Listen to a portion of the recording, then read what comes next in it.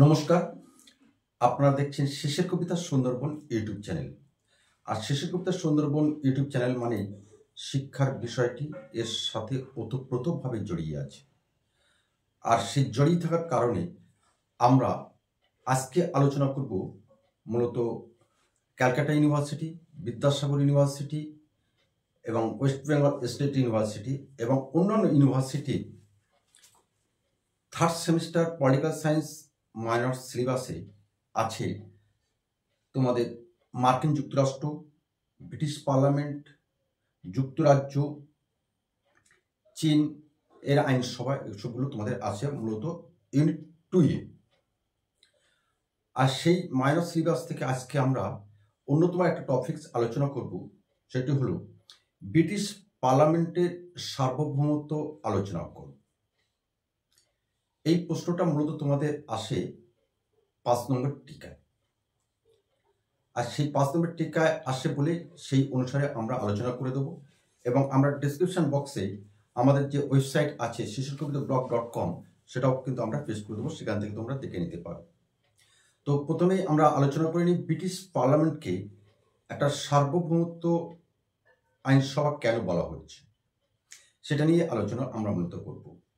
আর সেই আলোচনা করার পরে এই মুহূর্তে তোমরা যারা আমাদের চ্যানেলে আছো, please subscribe our channel and share to your friends.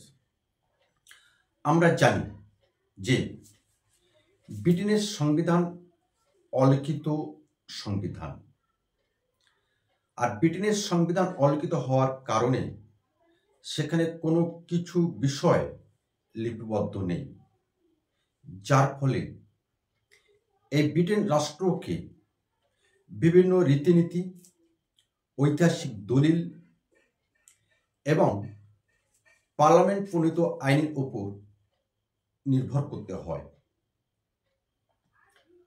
আর এই নির্ভরতার কারণে ব্রিটিশ পার্লামেন্টের সার্বভৌমত্ব অর্জিত হয়।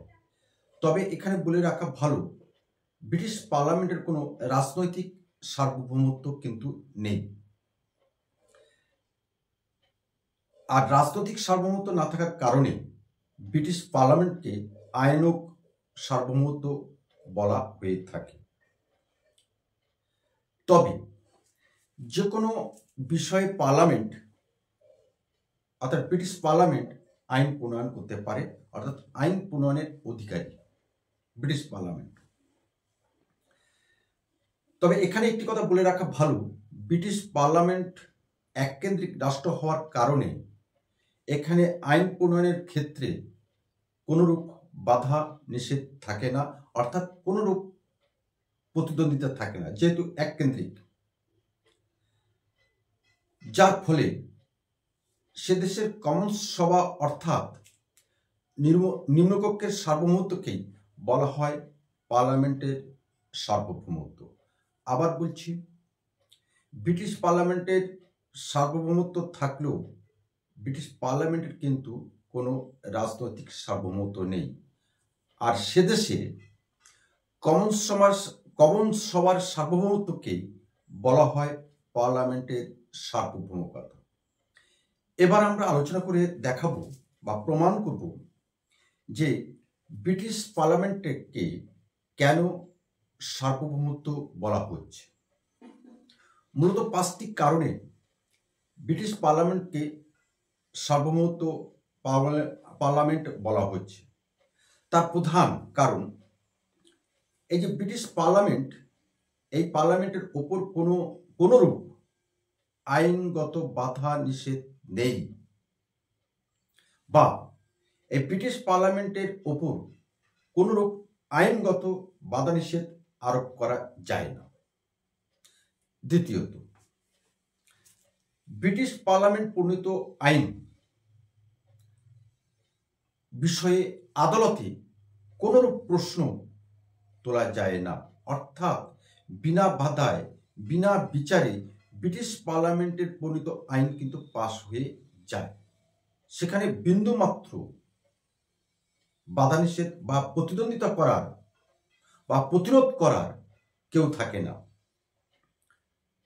আসলে এই ব্রিটিশ পার্লামেন্ট প্রণীত আইন কোনো বিচার বিভাগ দ্বারা পর্যালোচনা করা যায় না। তৃতীয়ত, ব্রিটিশ পার্লামেন্টের আইন প্রণয়ন করার ক্ষমতা যে আছে তার ওপর শাসন বিভাগ কোনো রূপ নিয়ন্ত্রণ আরোপ করতে পারে না। আবার বলছি, ব্রিটিশ পার্লামেন্টের যে আইন প্রণয়নের ক্ষমতা আছে সেই ক্ষমতার ওপর সে দেশের শাসন বিভাগ কোনো রূপ নিয়ন্ত্রণ করতে পারে না, অর্থাৎ বাধা দিতে পারে না। চতুর্থত, এই যে ব্রিটিশ পার্লামেন্ট যে আইন প্রণয়ন করল, সেই আইন প্রণয়নের ক্ষেত্রে সে দেশের রাজা বা রানী কোনরূপ ভেটো প্রয়োগ করে তা বাতিল করতে পারে না। আবার বলছি, ব্রিটিশ পার্লামেন্ট যে আইন তৈরি করে বা প্রণয়ন করে সেই আইন বাতিল করার ক্ষেত্রে সে দেশের রাজা বা রানীর কোনো ক্ষমতা থাকে না, অর্থাৎ ভেটো প্রয়োগ করতে পারে না। আর এই সকল কারণে ব্রিটিশ পার্লামেন্টকে আইনগত দিক থেকে চরম, অবাধ এবং অনিয়ন্ত্রিত ক্ষমতার অধিকারী।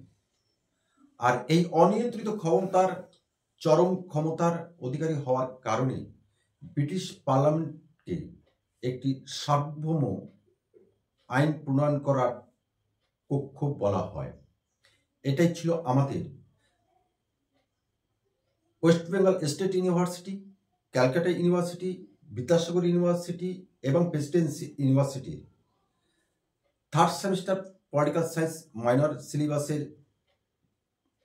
ইউনিট 2 এর অনুসারে আজকের আলোচ্য বিষয়, অর্থাৎ ব্রিটিশ পার্লামেন্ট কেন সার্বভৌম ক্ষমতার অধিকারী, সেটাই আমরা আলোচনা করে দিলাম। আর আমাদের ডেসক্রিপশন বক্সে আমরা যেটা দিয়ে দেবো, এর যে পুরো নোটস যেটা আছে অত্যাধিক বিজ্ঞানসম্মত এবং তোমাদের মুখের ভাষা নিয়েই তৈরি করা আমাদের নোটস, আমরা সেখানে পেস্ট করে দিয়ে দেবো, তোমরা সেখান থেকে দেখে নিতে পারো। আজকে তবে এখানে রাখি, আগামী কোনো একটা সময়ে নিশ্চয়ই আবার তোমাদের সাথে আমাদের দেখা হবে। নমস্কার।